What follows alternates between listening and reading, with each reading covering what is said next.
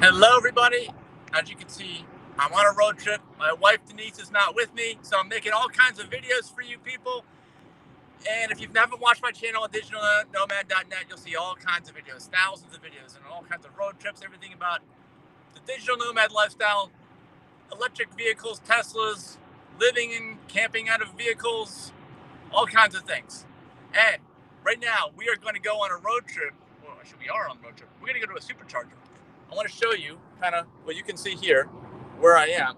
I'm about to get to a supercharger. Now, first of all, let's change lanes. What is supercharging? Supercharging for you newbies is a way to take a long distance trip. As you can see here in my screen, it's telling me I got to go here, and I'm running out of electricity. I'm only going to have 8%. You see that 8% electricity when I get to my destination. Tesla maps the whole thing out for you when you take a long distance trip. If you see here, you can see where I've been driving. See, I've been driving a while, and it's been tracking me. Here, let's zoom back in. It's telling me I have to get off at this exit, which I'm going to do. And you can see there's my gauge, my battery gauge. Here's my battery gauge. If you guys have never done this before, it's telling me I got 22 miles of range left, which is not much. You don't want to get this yellow or red, but I am definitely getting there. And my Tesla is going to exit off the road. Now, these superchargers, you may have to pay for them. They might be free, okay? It just depends. Oh, sorry about that. It depends on the plan that you have, and if you're grandfathered in with an older Tesla. If you're grandfathered in with an older Tesla, there we go. It's changing lanes for me. Then you don't have to pay at all. And if you do have to pay, I'll show you where it appears on the screen in case you're wondering. And oh my gosh, ramp closed. That is not good. All right, well, this is going to take longer than I thought to get to the supercharger. Because look, that road is closed. That road, we're not going anywhere. Road closed. Or ramp closed anyway. How do I get to my supercharger? See, it doesn't even. Now, usually it would know these things, but as you can see, it doesn't know. It doesn't know at all. So we are going to have to figure this thing out. Thankfully, I am actually ahead of schedule right now. Now, this is a rarity. This does not usually happen, or if it does, Tesla will tell you what you need to do, where you need to go for a detour. But it's going to have to, you see now, I was going to have 8% at the charger. Now it says I'm going to have 7%. It's always doing the math for you. You don't have to do any of this math, all right? And if you want to find out where all the superchargers are located, look at the Tesla website. If you can navigate through their website, you can see a map of where they all are. And also where they're going to make new ones. They propose new ones. They're constantly building new ones. And there's probably at least 3 times as many superchargers on the road right now in different locations. 3 times the saturation there used to be. Just 4.5 years ago when I got my car, there was probably a third. And it was still possible. I still drove everywhere. And by the way, I have no charger at my house. All right. We're constantly traveling, my wife, Denise, and I. And you don't need a charger. You didn't need one almost 5 years ago. Even before that, as soon as the supercharger network was launched, you hadn't needed one. And these things are incredibly reliable. I rarely have a problem with any of the superchargers. We are going with all the big trucks detouring. Look, rarely have a problem. They keep up on the maintenance. Years ago, we used to have to call in, and there's no plate on the front on that vehicle in front of me. Years ago, we used to have to call in and report issues. This is an old highway bridge. Look at this thing. Wow, it's got grass growing on it. That is nuts. Yeah, I've driven under this bridge a lot, but I've never gotten off here. But it's because of the detour. Everybody's making the detour. But it used to be we had to call in issues. Like when I say issue, I mean it would end up being that you would get there and it would hardly have any speed to it at all, right? Like you would get there, and instead of being at 90 kilowatts of charge rate, which is, and I'll explain all that to you when we plug in, you would end up being like, I don't know, 20, 30, 40, 50. And actually I experienced that today, but that's rare. I got off, I was at Woodbridge, and I couldn't get more than 55 kilowatts on the charge rate. And so I just charged enough to get to the next supercharger and left, because either that or you're changing stalls. You don't know if there's more problems to that charger. But usually when problems like that crop up, they are fixed almost immediately. You don't even know they exist because Tesla's so good, they're automatically alerted when those things happen. Actually, let's get that so you can still see what's going on. So again, you can see, well, you can see, of course, my car is driving itself, which has awesome autopilot. And yeah, so at least we didn't cut it too close. This is what they're doing, I guess. Sheriff, Nash County, get this whole thing closed. I guess they're doing road work. This is the season for road work, right? The warm months. So we'll have no problem. I'd say that when you get to a supercharger, even if you want to try to second guess the superchargers like I do, because I want to make as few stops as possible. Tesla gives you a buffer, so you don't have to worry about it. You don't have to lose any sleep over if they're right or not. But I will a lot of times try to get in here like, maybe 7% in the teens, because I've got 18 right now. I'm 2 months. So actually, this is 8% is actually good.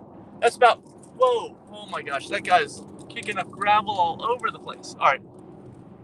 You see that thing's kicking up gravel. I am not going to stand behind there. And look at this. Look at this. I've lost the top end on my power. But see how those dotted dash lines are coming through? That's because my battery is almost gone and it's not giving me full power. See if I floor it, you see it again? Yep. That's just a feature that you can activate on your dash so you can see how all that works. And I just ate up a lot of battery doing that. It really tends to drain fast near the bottom. You don't ever want to park when you're this low on electricity because it'll just rapidly drain out and the car will leave you stranded potentially. You'll have to be towed on a flatbed to the nearest supercharger. All right, so here we go. We're getting off. And this exit's going to be a little congested as well. This usually is not congested at all, but it is because of the detour. And we're down to 7. See, it says 7% now. But it's always checking this. You can always check it. And this is low. Usually when Tesla does it, they're not going to let you get this low. I had to kind of make it go this far. And I also didn't charge as long as I needed to, or I should have according to Tesla when I thought the last supercharger. Because as you charge, their charge rate slows down as you get past halfway in your battery pack. That's something else I want to tell you guys about if you're not familiar with supercharging. Oh. All right, so yeah, 7%. We're in the teens. We're at 16 right now. See if I pull up my big battery gauge. 16 miles of range. Again, you want to end in the teens or above. I would never recommend going below teens. If you go below 13, you're in the 12, you run the risk of this whole thing just shutting down. You're so close to the bottom. You would never go that low on your gas car, but because it's your battery, right? It's electric. You think maybe you can get away with it, but I would not try to do that. I would not do that. Don't even try. All right, so I'm going to pull this camera up front so you can see where I'm driving. We are at the supercharger, and there's nobody here but me, so I can take my good old time and explain everything to you. See that? Those charge units, they say Tesla on them. Those are superchargers. There's no LED display. There's no like you see at a gas pump, right? It's just a cable, a hose, and that's it. Actually, the sun's back there, so I'm going to go to one of these over here so I can keep out of the sun. So you pick one and you're back in. These are all back in. Some of them you can get in an angle, and if you're towing, obviously, it's a major problem. There's no pull-through chargers right now. It's a major problem. I do a lot of towing. Check out my channel at digitalnomad.net if you want to see about all the challenges involved with towing. So, okay, I'll put this thing in reverse. And backing up's not that difficult. You just stay in the lines here. I like to get on ones on the end so I can kind of, because it's kind of tight sometimes. I can get way over to one side and still plug in, no problem. So over time, look at that trash. People have really started leaving a lot of trash at superchargers. It's not like it used to be a few years ago when it was like an anomaly. It was something that, I don't know, it's just really cool and neat. Nobody was doing it, but now everybody's out here. It's not the same as it used to be. Okay, so let's put it in park, and I can open my doors like this. Let's come out here and see what it looks like. Look, there's one that someone didn't even look. The cable's laying behind the stall. These are called stalls here. Over there are the transformers behind there that transform the power from, step it down from the grid. Anyway, here is your Tesla supercharger. Basically, this is the original version 1, I think. It's not even a version. Actually, no, this is version 2, I think, but not version 3. So it's only going to go up to like 150 kilowatts for version 2, I think, and 250 kilowatts for version 3. But this is version 2, but my car can't handle any more than version 2 can put out. So usually what happens is, this is where my charge port is. All Teslas have charge ports on the driver's side. And when you're at the charge port, you can do one of two things to open it up. You can either open it up inside, actually, which I didn't do, or you can just tap. Like if I just put my finger, watch, I'll tap this thing, it opens. Okay. Now, in lieu of doing that, let me just show you. I want to close it so I can. How do you close it? Okay, there we go. In lieu of doing that, if you look on here, there's actually a button. You see this? This round circle. If you tap the button, it actually it has a little something underneath it, the plastic. It'll open. See that? That's what I usually do. Tap the button, and then go right in. Now it's blue, meaning it will accept it. If it was red, it was not going to accept anything. Now it's moving. It's trying to do something. It's calculating. It's talking to the car, and pretty soon it'll turn green. And when it does, the screen inside will indicate it's starting to charge. Actually, it's taking its. Oh, there, now it's green. See that? Let's go in the car and see what's happening. That's green. It's very hard to see because of that sun. But let's go in here. All right. It says battery very low because it was low. Sometimes this doesn't. I got to do this twice. Okay. SuperCharging. So it tells you. Let me see. Let me make sure you guys have the best view here. There we go. It tells you some important information. Obviously, how much miles of range you have left. And this is the rate. It starts out, it won't start off right away at the highest rate because you're in the yellow. I was in the red actually when I first pulled in. Red and yellow, it's below 20. It's way below 20. It's a bad state for the battery. It will not give you the maximum charge rate unless, actually, let me shut the door here. Unless you get into the green. Sometimes right at the end of the yellow, it'll kick it up. You'll see that this charge rate will start to increase. It tells you here how many miles you've added since you arrived at your charge session. And this is how many miles per hour going into the pack. All right, how many miles of range per hour. Now you can change some of these to percentage if you want to, but I like to see the actual number of miles. You'll see here, if this charger is working correctly, it will start to kick up this chart to go up to like 150 probably, or close to it. Now this time here is telling me that that's until I get a full pack. Now, like I'm gonna put in, let's say I want to go to on the map. Again, I can do all this on the map. I want to go over to North Hills charger in Raleigh. I can just, there it is right there. It's going kind of slow there. Raleigh supercharger. It'll tell me, it'll start making calculations. It says 30 minutes charge time estimated to get there. Then we're moving up. Okay. 69, 70 kilowatts per hour. That's the charge rate again, remember? So I'm trying to, there we go. It's hard to see when I'm recording backwards like this. All right, 6 miles of range added. Now this down here would be the area where you would see how much is this costing you, if it's going to cost you something. Now older Teslas, and you can message me about it, have, they've got their grandfathered in. You don't have to pay. It's totally free, actually. So, which is awesome. So I've never had to pay, and I keep track of mine on the PlugShare app, which I'd highly recommend. The PlugShare app is just an app that tells you where all kinds of charging stuff is. But also, as you saw here from the maps, Tesla automatically knows where all the Tesla superchargers are. And if there's a problem with some of them, like if they were either they're totally off or a lot of the chargers weren't working right, they would tell you that here too and probably reroute you. They have so much redundancy built into the system right now, the supercharging system, that they can do that. You see, we're way up above 100 kilowatts now. And you can set the charge limit too. Look, see, this is something, because you really don't want to go above 80%. And rarely will I do that now. I used to have to make trips, but now I don't have to. Depending upon traffic, if there's no traffic, I will hop from supercharger to supercharger. So the limit will never come into play. So I just leave it all the way up. But if I'm towing, or if there's a lot of traffic and I want to go much higher, then I make sure that it will go, because let's say I have the limit down here. The minute I get to there, it's just going to shut off. That's what it does. It shuts off the charging. So keep it all the way up. There we are. We're at 104.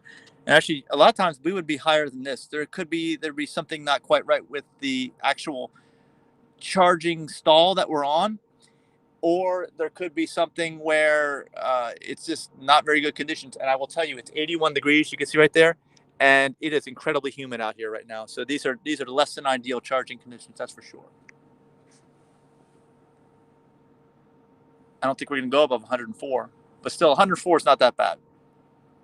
I'll probably fill it up till we drop down. It says we got 25 minutes remaining. It'll probably drop down. Usually when we get to about this, maybe 60% on the battery or so, that's when we start to get close to 50 kilowatts or below. I don't ever want to waste my time, if I can avoid it, by being up on this level in the battery, because even when you plug into the fastest supercharger and you're trying to charge in this range, it's not even worth it. It takes so long, and you can hear my air conditioning going nuts, okay, to keep this battery pack cool. Let's go listen to that too. I'm going to leave my system on there. Let's go listen so you can hear it. So basically what it is it's the system cooling down the battery pack.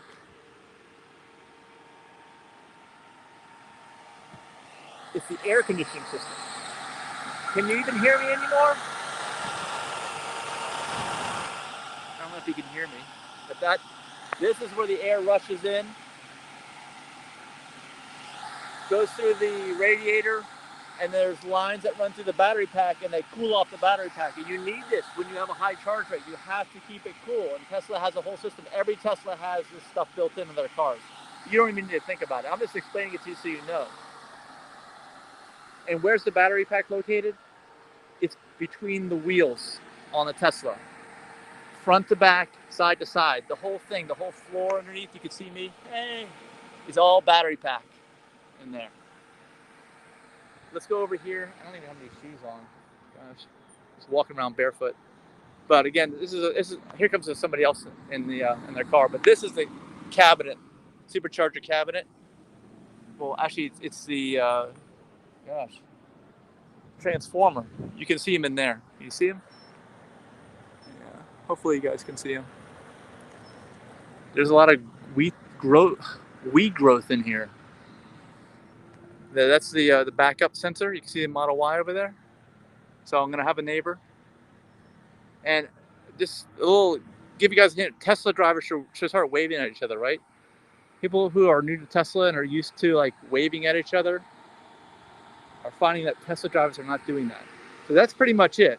Then we unplug is just kind of the reverse. All we got to do is push on the button and pull it out, and you can also stop charging over here from inside your car, which I used to do, but I don't do that anymore. I'll show you where that is. Pin to drive. Okay, so when we open up the charging, here, there's a stop charging button right there, which we are not going to use. But that's about it. This is a good Supercharging 101 overview, how all this stuff works. We're still at 104, which is good. 321, 22 miles per hour of range going into the battery pack. And you can hear this cooling fans just going nuts, keeping that battery pack cool. Now, in the wintertime, believe it or not, the opposite sometimes happens. You can't get a good rate of charge unless the battery is preconditioned ahead of time and heated up to accept that charge. All right.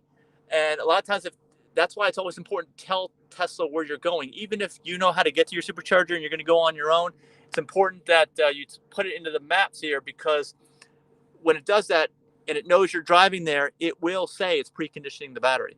It used to be, before battery preconditioning was built into the software, which it wasn't initially, that I used to have to, like, I was in a cold climate, I would go and floor it a couple times from a standstill to warm the battery pack up. But even then, it wasn't enough. So, but just to tell you this, these coolant lines, or whatever you call it, antifreeze coolant lines, they do both. They heat and they cool the battery packs. They condition those battery packs. And that's why really all of that is in an effort to give you the fastest charging experience possible for Tesla when you arrive and use their stuff. So that's basically it. If you have any questions, let me know in the comments. Please give us a like. Be sure to subscribe to our YouTube channel, adigitalnomad.net. And I can't show you on my app, but I've got almost 2,000 charges on this battery pack. It's 1,960. I don't know what it is, 68. I got to put it in my PlugShare app. And let's see if I can show you my, where is it? There it is. 172,000 plus miles on this car. Original battery pack. And I supercharge all the time, almost exclusive supercharging. So anything you guys want to know about supercharging, just let me know. I'm sure I've been through it. I've experienced it. And one other thing. On versions 1 and 2, they don't have coolant lines in the supercharger cable itself. You can't see them, but inside the supercharger cable on version 3 are coolant lines. And they will actually give you also a faster charge because they will lower the temperature of that cable. Because that cable, especially the cable end where it connects to your car, gets extremely hot as well.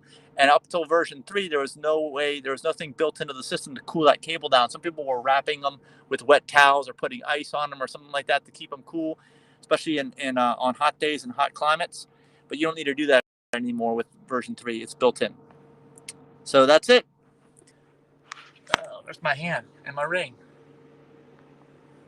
This is Mike with thedigitalnomad.net. Thanks again for watching. Have a great day, everybody. Bye.